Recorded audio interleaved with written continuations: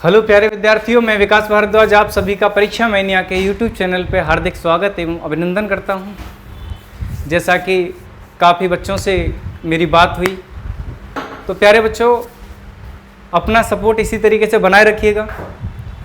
काफ़ी बच्चों ने कल व्हाट्सएप पे कमेंट करके बहुत प्यारे प्यारे कमेंट किए हैं और बताया है, टीम की बहुत तारीफ़ की है। ये टीम आपके साथ हमेशा रहेगी, जिस तरीके से है उसी तरीके से रहेगी।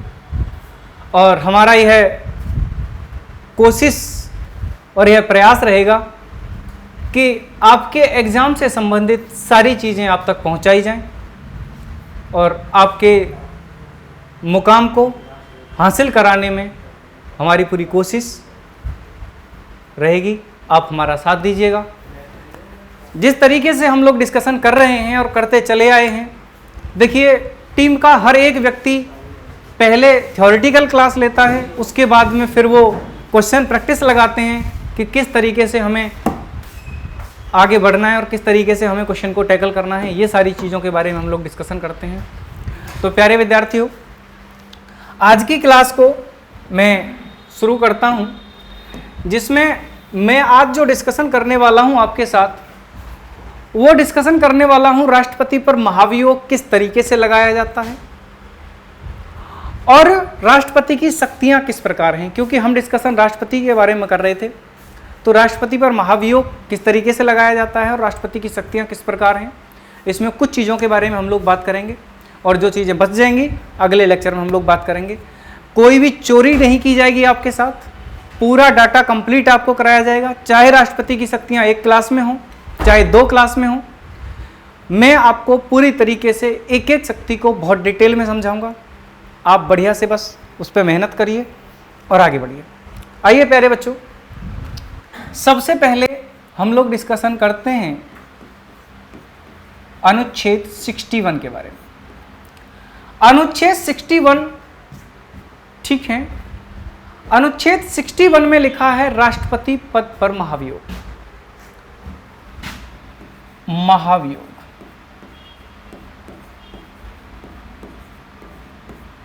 सर, इस महाभियोग का सीधा सीधा मतलब क्या है? इस महाभियोग का मतलब है कि राष्ट्रपति जी द्वारा पद से हट जाना। अच्छा, हट जाना क्यों लिखा मैंने, इस बात पे थोड़ा ध्यान देना। ऐसे क्यों नहीं लिखा कि महाभियोग द्वारा राष्ट्रपति महोदय को हटा दिया जाता है? भारतीय संविधान में यह प्रावधान नहीं है कि महाभियोग द्वारा राष्ट्रपति महोदय को हटा दिया जाता है। क्यों?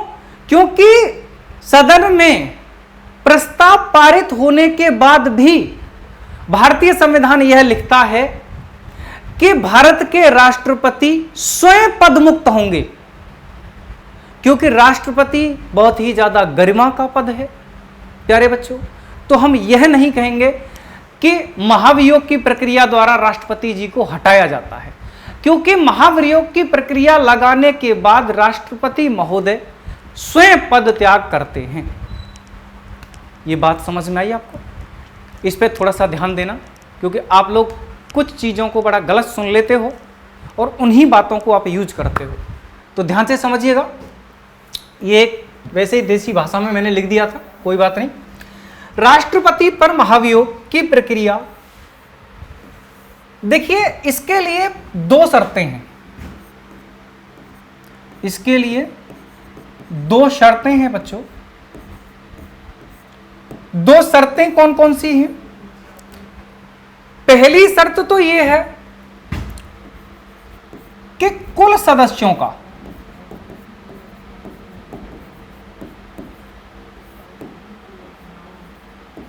का 1/4 लोगों के, कुल सदस्यों का 1/4 सदस्यों द्वारा हस्ताक्षर होना चाहिए। हस्ताक्षर होने चाहिए। मेरी बात पे गौर देना, मैं क्या कहना चाह रहा हूं कि यदि आपको महाभियोग की प्रक्रिया को शुरू करना है तो आपको जो परफॉर्मा बनाना है कि यहां से महाभियोग की प्रक्रिया शुरू करनी है, उस फॉर्मेट पे आप लोग को 1/4 लोगों के हस्ताक्षर होने चाहिए। इसके बाद 14 दिन की अग्रिम सूचना, अग्रिम नोटिस देना चाहिए। यानी राष्ट्रपति महोदय को 14 दिन का अग्रिम नोटिस देना पड़ेगा, आपको अग्रिम सूचना देनी पड़ेगी। 14 दिन पहले यह बताना पड़ेगा राष्ट्रपति महोदय को कि हम आपको 14 दिन पहले यह बताना होगा कि हम आपको आपके पद से हटाने के लिए या पद मुक्त कराने के लिए हम महाभियोग की प्रक्रिया ला रहे हैं। हम महाभियोग की प्रक्रिया ला रहे हैं, इसलिए उन्हें 14 दिन पहले आपको क्या देना पड़ेगा? अग्रिम नोटिस देना पड़ेगा प्यारे बच्चों। अब महाभियोग की प्रक्रिया लोकसभा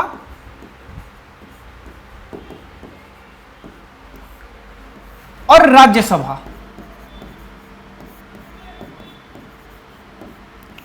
दोनों सदनों से लाई जा सकती है। लोकसभा से भी आप महाभियोग की प्रक्रिया का शुरू कर सकते हैं और राज्यसभा से भी आप महाभियोग की प्रक्रिया को शुरू कर सकते हैं। अगर आपको लोकसभा से महाभियोग की प्रक्रिया शुरू करनी है तो 1/4 लोगों के हस्ताक्षर करने के बाद आपको लोकसभा अध्यक्ष को बताना है कि हमें राष्ट्रपति महोदय पर क्या लाना है? इंपीचमेंट लाना है, महाभियोग लाना है। अगर प्यारे बच्चों तुम्हें महाभियोग लाना है तो इस बात को लेकर के लोकसभा अध्यक्ष और राज्यसभा अध्यक्ष, ये जो भी आप जहां से भी शुरू कर रहे हो, वो इस बात पर विचार करेंगे और विचार करेंगे, उसके बाद नोटिस जारी करेंगे। नोटिस जारी करेंगे तब उसके बाद जब आप जो प्रस्ताव पारित करेंगे, जो प्रस्ताव सदन में लाया जाएगा, वो इस सदन से भी 2/3 कुल सदस्यों का 2/3 में इस सदन से भी पास होना चाहिए और कुल सदस्यों का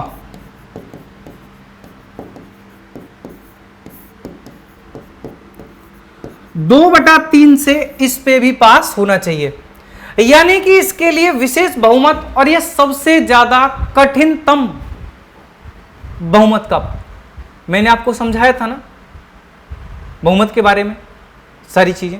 सबसे पहली क्लास को जाके आप देखें अच्छे से, वहां पे मैंने बताया है विशेष बहुमत 3 प्रकार का है, ठीक है, और तीनों प्रकार को एग्जाम्पल दे के मैंने अच्छे से समझाया आप लोगों को, ठीक है। तो ये बात जहां तक है मेरा विचार आपकी समझ में आ गई होगी, क्लियर है, कोई दिक्कत नहीं। आर्टिकल 61 मैंने आपको समझाया। आइए अब हम लोग समझते हैं आगे।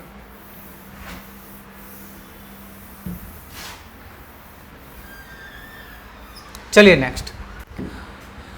इसके बाद एक बात और, पॉइंट नंबर 2 लिखा है कि दोनों सदनों से प्रस्ताव पास होने के बाद राष्ट्रपति अपना पद स्वयं मुक्त करेंगे, अपने पद से स्वयं मुक्त होंगे। ये बात याद रखनी है। अब हम बात करते हैं राष्ट्रपति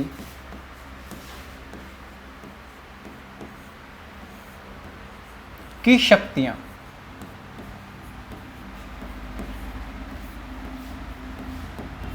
कौन कौन सी हैं राष्ट्रपति की शक्तियां? देखिए, राष्ट्रपति की शक्तियां निम्न प्रकार हैं। नंबर 1, कार्यकारी शक्तियां। कार्यकारी शक्तियां थोड़ा अच्छा टॉपिक है, ध्यान से समझेंगे। दूसरा नंबर, विधायी शक्तियां। विधायी शक्तियां।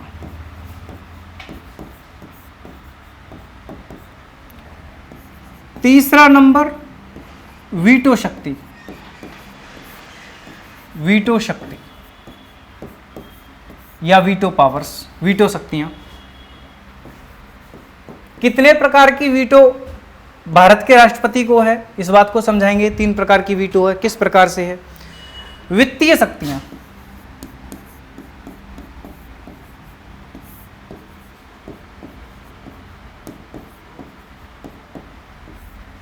ठीक है।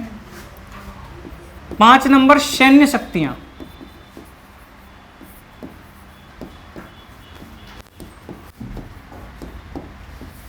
सारी को लिख लेंगे।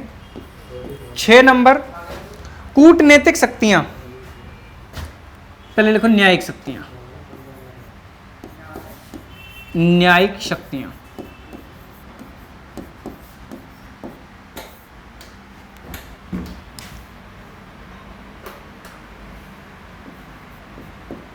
शक्तियां।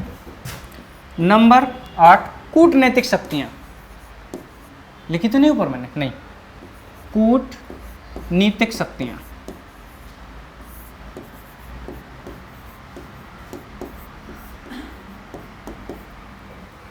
और एक और नंबर 8 आपातकालीन शक्तियां, आपातकालीन शक्तियां। मुझे उम्मीद है मेरी स्पीड आज और ज़्यादा स्लो होगी। कुछ बच्चों की शिकायत थी कि स्पीड ज़्यादा रहती, तो जहाँ तक है स्पीड समझ में आ रही होगी। तो प्यारे बच्चों, इतनी सारी शक्तियां राष्ट्रपति महोदय के पास हैं, लेकिन लेकिन लेकिन एक इंपॉर्टेंट बात, प्यारे बच्चों थोड़ा बैक में चल के देखते हैं। एक आर्टिकल है अनुच्छेद 74 का फर्स्ट, अनुच्छेद 74 का फर्स्ट क्या कहता है सर? 74 का फर्स्ट कहता है कि राष्ट्रपति, 74 का फर्स्ट कहता है कि राष्ट्रपति को सलाह देने के लिए, इसमें केवल इतनी बात लिखी है, ध्यान समझना, इसमें केवल एक बात लिखी है कि राष्ट्रपति को सलाह देने के लिए, को सलाह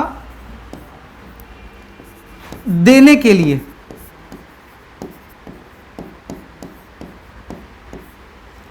एक प्रधानमंत्री, एक प्रधानमंत्री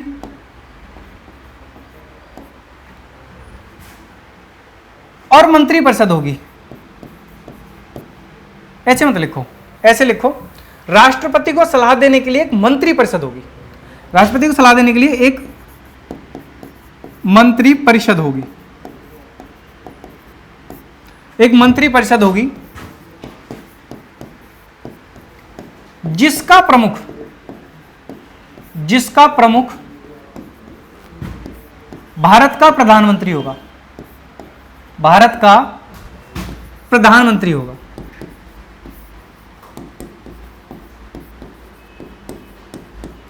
चलिए सर, जब तक ये बात लिखी थी तो भाई कोई दिक्कत नहीं, लिख दी होगी, है भाई। जब तक ये बात लिखी थी तो समझ लिया कि भाई लिख दी होगी।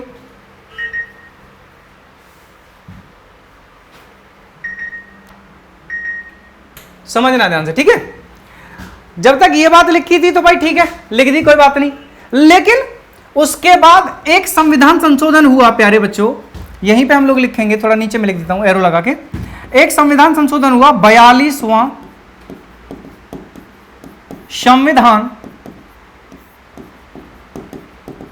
संशोधन 1976, और इसके द्वारा एक बात जोड़ी गई, इसके द्वारा एक बात जोड़ी गई कि राष्ट्रपति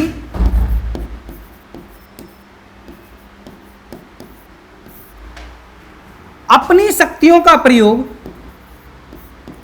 अपनी शक्तियों का प्रयोग मंत्रिपरिषद, मंत्रिपरिषद की सलाह पर करेगा, की सलाह पर करेगा। समझो अब क्या बन गया? अब भारत का राष्ट्रपति एक कठपुतली बन गया। समझो ध्यान से, क्या बन गया? एक कठपुतली मात्र बन गया कि भाई इतनी सारी शक्तियां दे रहे हैं, कार्यकारी शक्तियां, विधायी शक्तियां, वीटो शक्तियां, वित्तीय शक्तियां, सैन्य शक्तियां, कूटनीतिक शक्तियां, आपातकालीन शक्तियां, ठीक है, इमरजेंसी पावर्स, ठीक है, बहुत सारी चीजें आप लोग दे रहे हो, लेकिन आपने एक बात में कह के सारी चीजों को कंट्रोल में कर दिया। कैसे कंट्रोल में कर दिया?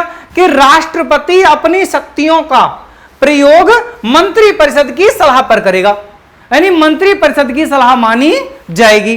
कोई बात ना, यहां पे बंदित हो गया। इसके बाद में एक और संविधान संशोधन हुआ, 44वां संविधान संशोधन। संविधान संशोधन 1978, 44वां संविधान संशोधन 1978। इसमें कहा गया, इसमें क्या कहा गया भैया, इस बात को सुन लो। इसमें कहा गया कि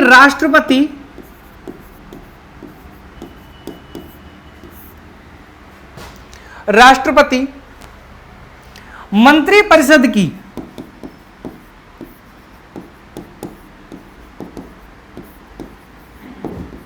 सलाह को पुनः विचार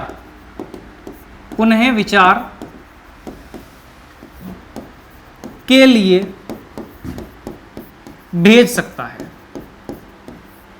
यानी कि राष्ट्रपति पुनः विचार के लिए भेज सकते हैं, लेकिन यदि पुनः विचार के बाद वही बिल दोबारा आता है तो राष्ट्रपति को उस पर हस्ताक्षर करने पड़ेंगे। बोलिए, समझ में आई बात? यहां तक क्लियर हुआ? नेक्स्ट अगली बात डिस्कशन करते हैं प्यारे बच्चों।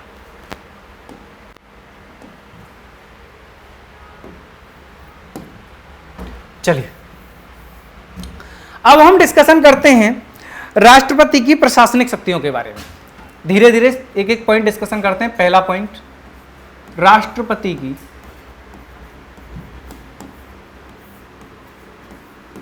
प्रशासनिक शक्तियां।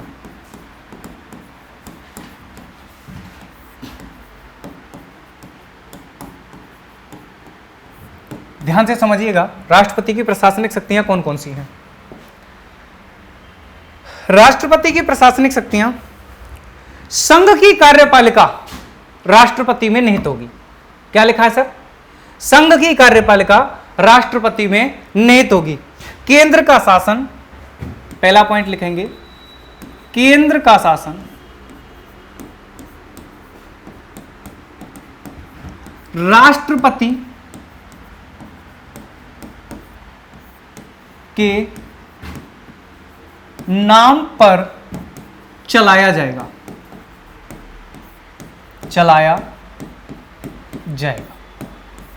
केंद्र का शासन राष्ट्रपति के नाम पर चलाया जाएगा। पॉइंट नंबर 2, प्रधानमंत्री की नियुक्ति। एक इंपॉर्टेंट बात, प्रधानमंत्री की नियुक्ति, देख रहे हो कितना इंपॉर्टेंट पद है। प्रधानमंत्री की नियुक्ति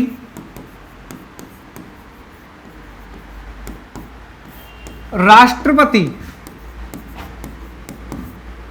द्वारा की जाएगी। आधे बच्चों को दिमाग में यह गलतफहमी रहती है कि प्रधानमंत्री चुन के आते हैं, प्रधानमंत्री निर्वाचन से आते हैं।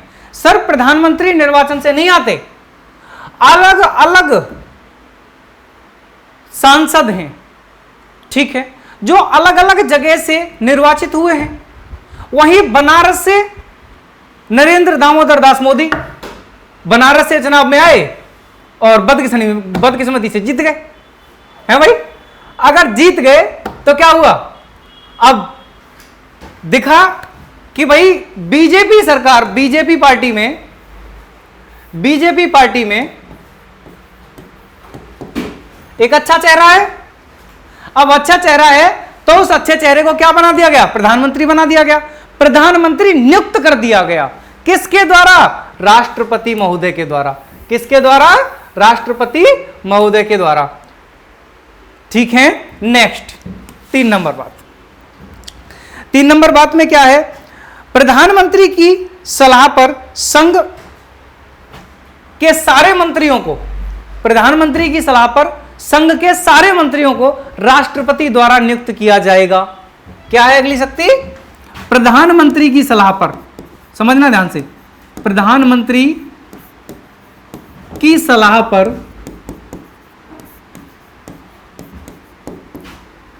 राष्ट्रपति द्वारा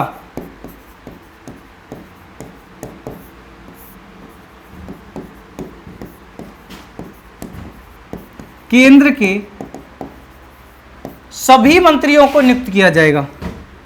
केंद्र के सभी मंत्रियों को नियुक्त किया जाएगा।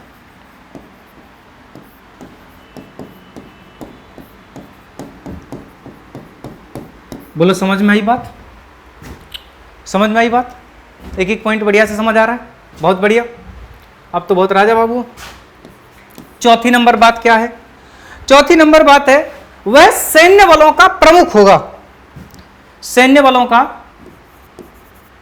वह है, इसे लिखो राष्ट्रपति।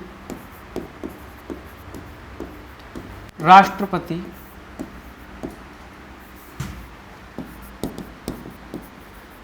सैन्य बलों का सर्वोच्च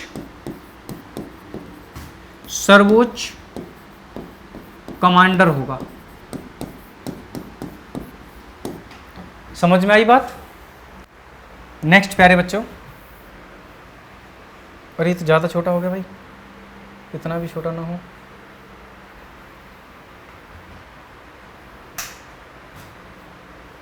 ठीक है, आपको स्क्रीनशॉट लेने के लिए मैं थोड़ा सही कर दे रहा हूं। Next number 5। Next number 5। 5 number में क्या है प्यारे बच्चों? 5 नंबर में वह युद्ध और शांति की घोषणा कर सकता है। वह युद्ध और शांति की घोषणा कर सकता है।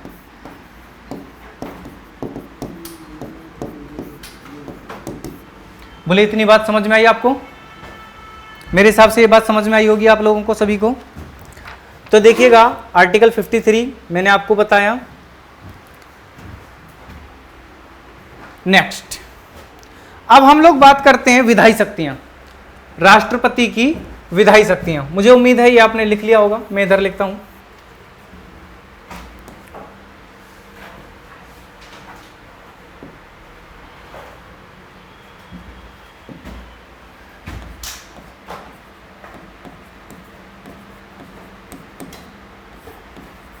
राष्ट्रपति की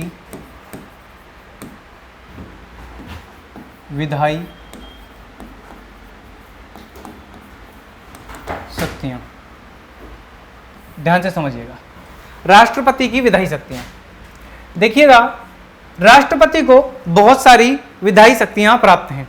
जैसे कि सबसे इंपॉर्टेंट बात, राष्ट्रपति संसद का एक अभिन्न अंग होगा। राष्ट्रपति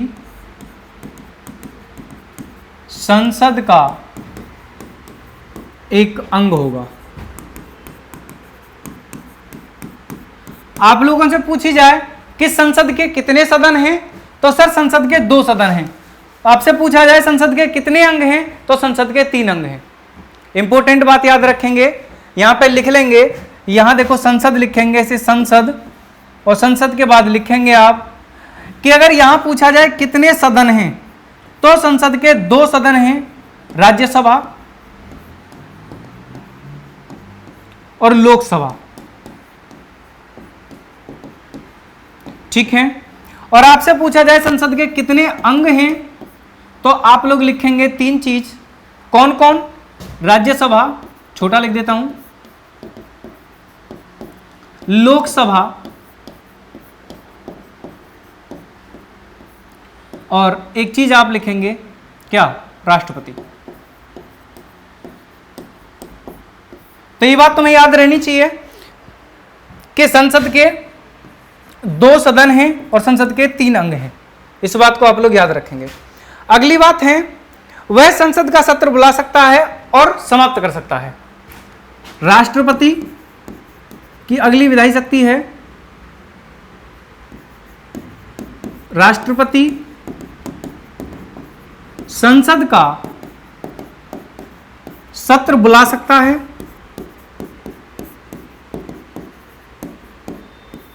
बुला सकता है और भंग कर सकता है।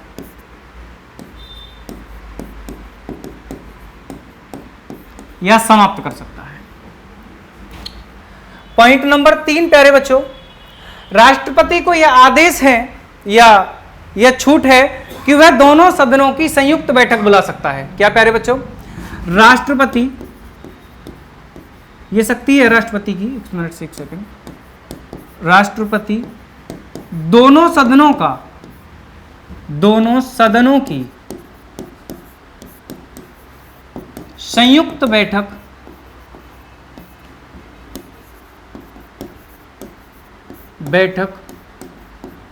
बुला सकता है। मुझे लग रहा है इतनी बातें आपकी समझ में आई होंगी। अब यहां से आगे एक बेहतरीन बात समझाएंगे आपको, ध्यान से समझना। क्लियर है एकदम? अगर क्लियर है तो आगे चलते हैं। अगली बात प्यारे बच्चों, अगला पॉइंट 4 वेरी मोस्ट इंपोर्टेंट विधायी शक्ति में। सबसे पहले यहां समझेंगे राज्यसभा। और राज्यसभा में राष्ट्रपति महोदय द्वारा 12 सदस्य, बहुत इंपॉर्टेंट बात बताऊंगा, ध्यान से समझना, 12 सदस्य मनोनीत किए जाते हैं।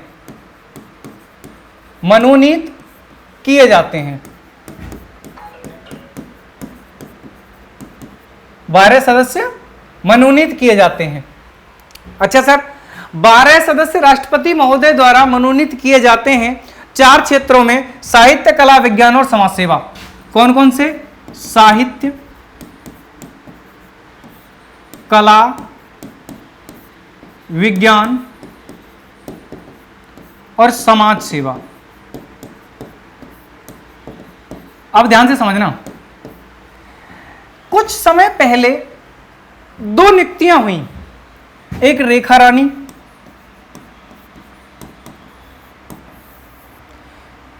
एक सचिन तेंदुलकर।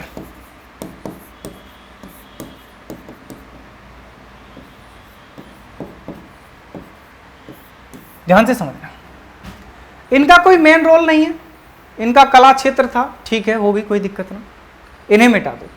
लेकिन भाई ये बताओ, ये सचिन तेंदुलकर क्यों नियुक्त किए गए? क्या ये कोई साहित्यकार हैं? नहीं सर। क्या ये कलाकार हैं? भाई खेल है, खेल यहां पे लिखा तो है नहीं। आपने कहा कि भाई खेल एक कला है, तो खेल यहां पे तो लिखा नहीं है ना, क्या आपने कह दिया तो एक कलाकार तो है नहीं। भाई खिलाड़ी है, खिलाड़ी कोई कलाकार नहीं हो सकता। कहते हैं हाँ चलिए खेल एक कला है, लेकिन इतनी भी बड़ी कला नहीं है। विज्ञान में इनका इतना बड़ा महत्व नहीं है कि भाई विज्ञान के क्षेत्र में बहुत ज्यादा है। लेकिन प्यारे बच्चों, इन्हें जो अपॉइंट किया गया वो किया गया समाज सेवा के केस में, और इस पे सुप्रीम कोर्ट में इनके खिलाफ केस फाइल किया गया कि भाई सचिन तेंदुलकर महोदय को क्यों नियुक्त कर दिया। क्योंकि थोड़ी बड़ी समाज सेवा तो हम भी करते हैं, सारे लोग समाज सेवा करते हैं। भाई जिसके पास पैसा है वो समाज सेवा करता है। भाई परीक्षा में नहीं आए हैं, आपको फ्री पढ़ा रही है, समाज सेवा है, बोलिए। और आपको पढ़ाएगी फ्री, ये क्या है? समाज सेवा है। बहुत सारे लोग हैं समाज सेवा, एनजीओ चला रहे हैं, तो सभी को इसका मतलब राज्यसभा में मनोनीत कर दिया जाएगा क्या? नहीं। लेकिन देखिए सर्वोच्च न्यायालय ने क्या निर्णय दिया, बहुत प्यारा सा। सर्वोच्च न्यायालय ने यह बात कही कि न्यायपालिका को संसद के कार्यों में हस्तक्षेप करने का अधिकार नहीं है। सर्वोच्च न्यायालय ने सीधा निर्णय दिया कि भाई न्यायपालिका को संसद के कार्यों में हस्तक्षेप करने का कोई निर्णय नहीं है। ठीक है, तो इस बात को याद रखना। और ये सचिन तेंदुलकर जी बार बार राज्यसभा में जाते रहते हैं, आप उनसे मिलना चाहें तो पर्सनल मीटिंग रख लीजिएगा, और बाकी हम लोग आगे डिस्कशन करते हैं। ठीक है, अब है दूसरा पॉइंट, ये मैंने समझा दिया आपको, थोड़ा सा इस पे ध्यान दिया करो चीज़ों को लेकर के, मजाक की बातें अलग हैं। दूसरा है लोकसभा।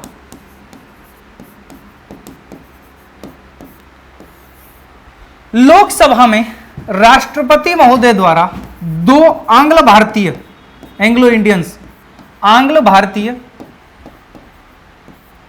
समुदाय के लोगों को, कल ये बात बता दी थी आंग्लो इंडियन क्या होते हैं, आंग्ल भारतीय समुदाय के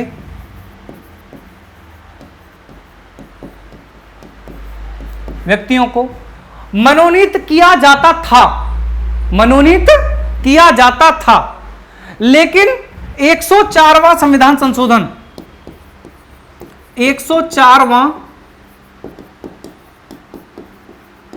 संविधान संशोधन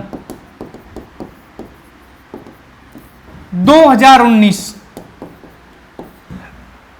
के द्वारा इन आंग्ल भारतीय समुदाय के व्यक्तियों की नियुक्ति को समाप्त कर दिया, इन आंग्ल भारतीय समुदाय के व्यक्तियों की नियुक्ति को समाप्त कर दिया। ठीक है, जो कि कानून जो लागू हुआ, ये जो अगर आपसे पूछा जाए कि 104वां संविधान संशोधन कब से लागू होगा, तो 26 जनवरी 2020 से। कब से प्यारे बच्चों?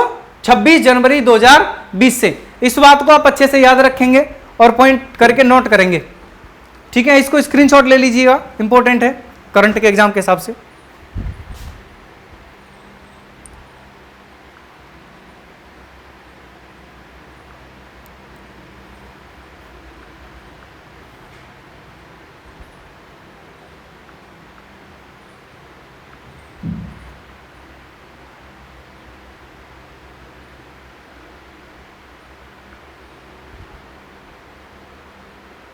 नेक्स्ट हम लोग बात करते हैं प्यारे बच्चों, यहां तक मुझे उम्मीद है हो गया होगा आप सभी का।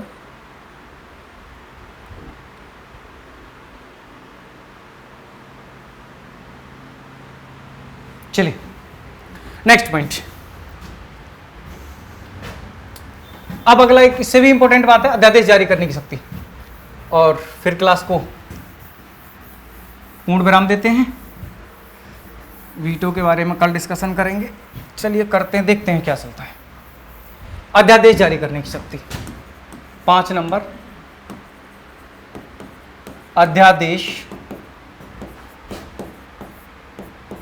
जारी करने की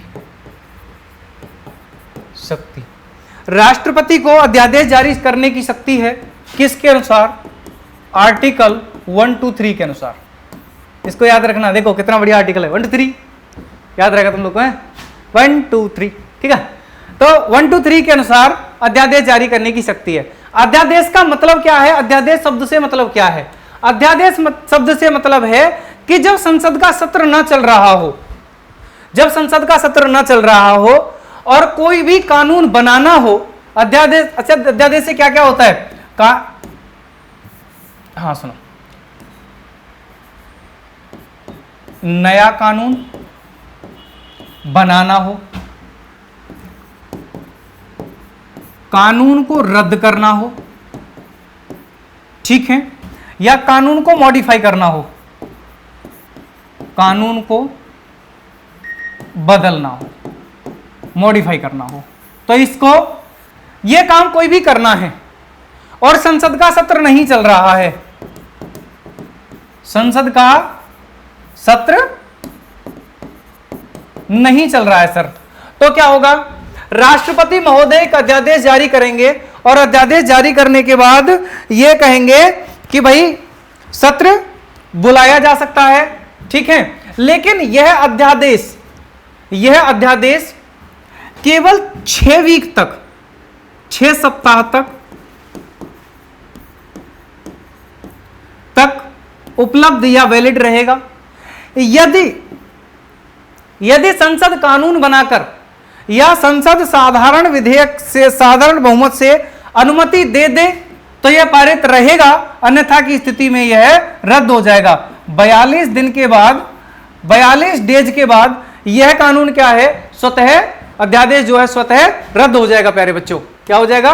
रद्द हो जाएगा। तो केवल इतनी सी बात समझिएगा, अध्यादेश जारी कब किया जाता है? जब संसद का सत्र ना चल रहा हो, ठीक है। इसके बाद 6 सप्ताह के बाद यह ऑटोमेटिक खत्म हो जाएगा जब यदि संसद कानून बनाकर इसे बढ़ाना चाहती है तो बढ़ा सकती है, अन्यथा की स्थिति में स्वतः समाप्त हो जाएगा।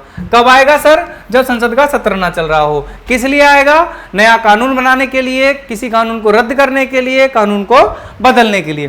बोले यहां तक कोई दिक्कत है तो बताइए।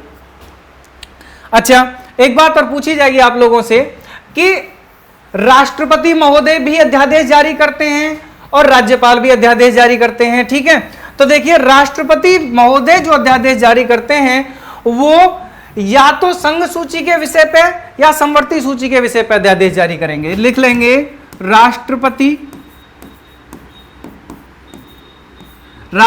महोदय द्वारा संघ सूची या फिर समवर्ती सूची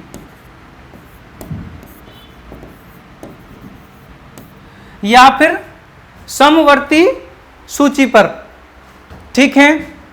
और ये प्यारे बच्चों, राज्यपाल द्वारा राज्य सूची और समवर्ती सूची,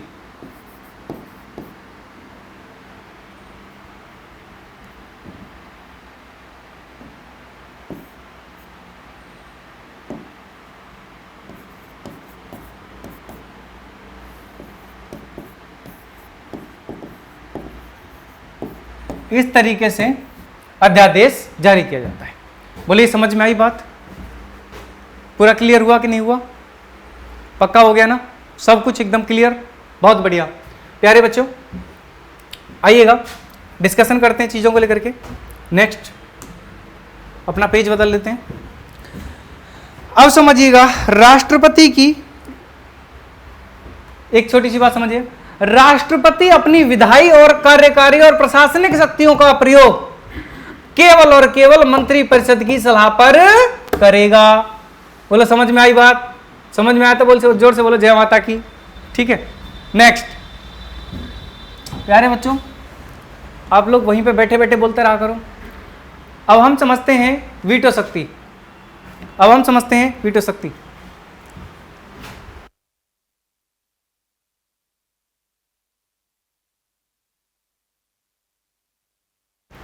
चलिए प्यारे बच्चों, वीटो शक्ति के बारे में हम कल डिस्कशन करते हैं बड़े प्यार से एक चार्ट बना करके, ठीक है। लेकिन अभी मैं एक बार थोड़ा सा रिवीजन करा देता हूं 2 मिनट में आपको स्पीड से, ठीक है। ध्यान से समझिएगा। मैंने आपको उसका तो बता दिया। सबसे पहले हम लोग बात कर रहे थे किसके बारे में? हम लोग जो बात कर रहे थे, हमने बात की थी महाभियोग के बारे में। तो राष्ट्रपति महोदय पे महाभियोग लगाया जाता है। वो संसद के दोनों सदनों में से किसी से भी लाया जा सकता है। अध्यक्ष को बताया जाएगा 1/4 लोगों के द्वारा कि भाई हमें राष्ट्रपति पद के लिए महाभियोग लाना है, तो वो अपना किसी भी सदन से लाएंगे। लेकिन दोनों सदनों से 2/3 बहुमत से पास होना अनिवार्य है। यदि नहीं होता, एक भी वोट कम पड़ता है, तो महाभियोग की प्रक्रिया तुरंत रद्द हो जाएगी। और यह सबसे ज्यादा टिपिकल बहुमत है प्यारे बच्चों, इस बात को याद रखना। जब मैंने आपको बताया था साधारण बहुमत, प्रभावी बहुमत, विशेष बहुमत, मैंने एक लेक्चर में बहुत डिटेल में समझाया है। उस लेक्चर को जाके पढ़िएगा, क्योंकि बच्चे कभी पूछ लेते हैं कि सर जी बताइए विशेष बहुमत में कौन सा बहुमत, ठीक है। तो विशेष बहुमत के अंदर 3 बहुमत आते हैं प्यारे बच्चों। बहुत बेहद इंपॉर्टेंट बातें हैं, इन्हें जाके आप लेक्चर में देखिएगा। मैंने वहां पर बताया है संवैधानिक संस्थाएं, गैर संवैधानिक संस्थाएं, बहुत अच्छे से समझा रखा है। आइएगा डिस्कशन करते हैं। देखो, मैंने आपको फिर बताया राष्ट्रपति की शक्तियां। तो राष्ट्रपति पद के लिए कार्यकारी शक्तियां, विधायी शक्तियां, वीटो शक्तियां, वित्तीय शक्तियां, सैन्य शक्तियां, न्यायिक शक्तियां और कूटनीतिक शक्तियां और आपातकालीन शक्तियां, ये शक्तियां राष्ट्रपति पद के लिए हैं। लेकिन आर्टिकल 74 के फर्स्ट में, क्लॉज फर्स्ट में यह कहा गया है कि राष्ट्रपति को सलाह देने के लिए एक मंत्री परिषद होगी जिसका प्रमुख प्रधानमंत्री होगा। 42वें संविधान संशोधन द्वारा इस बात को और ज्यादा चेंज किया गया। कैसे? राष्ट्रपति अपनी शक्तियों का प्रयोग मंत्री परिषद की सलाह पर ही करेगा, उसकी सलाह के बिना नहीं कर सकता। अगली बात, 44वें संविधान संशोधन में थोड़ा सा रियायत दी गई कि राष्ट्रपति मंत्री परिषद की सलाह को एक बार पुनः विचार के लिए लौटा सकता है। नेक्स्ट प्यारे बच्चों, दूसरी क्या बात हुई इसमें? राष्ट्रपति की प्रशासनिक शक्तियां। प्रशासनिक शक्तियों में हम लोग किसके बारे में डिस्कशन कर रहे हैं? केंद्र का शासन राष्ट्रपति के नाम पर चलाया जाएगा।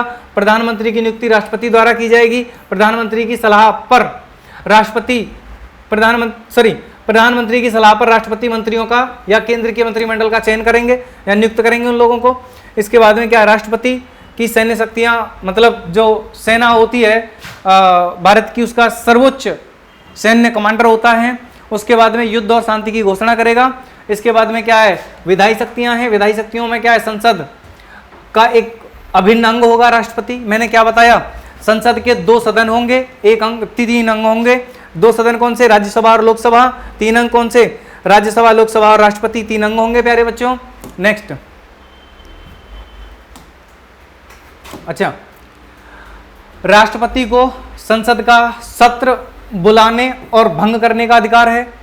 राष्ट्रपति के पास अगली शक्ति है कि वह संसद की संयुक्त बैठक बुला सकता है। नेक्स्ट प्यारे बच्चों, राष्ट्रपति, कुछ ज़्यादा चेंज नहीं होगा, मिट गया क्या हमसे, कुछ मिट गया, कोई बात नहीं, ध्यान से सुनिएगा, कुछ ज़्यादा ही बड़ा हो गया, ठीक है।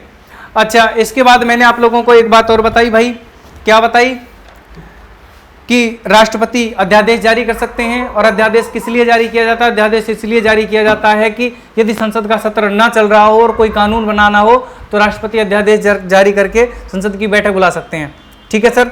उसमें वो विषय कौन से हो सकते हैं, तो राष्ट्रपति पद के संपर्क में संघ सूची, समवर्ती सूची, राज्यपाल, राज्य सूची, समवर्ती सूची। इन्हीं शब्दों के साथ हम आपसे विराम लेते हैं प्यारे बच्चों। धन्यवाद मुझे सुनने के लिए आप लोगों का, और परीक्षा मैनिया चैनल को सपोर्ट करिएगा। मैं अपने शब्दों के साथ विराम लेता हूं। धन्यवाद क्लास।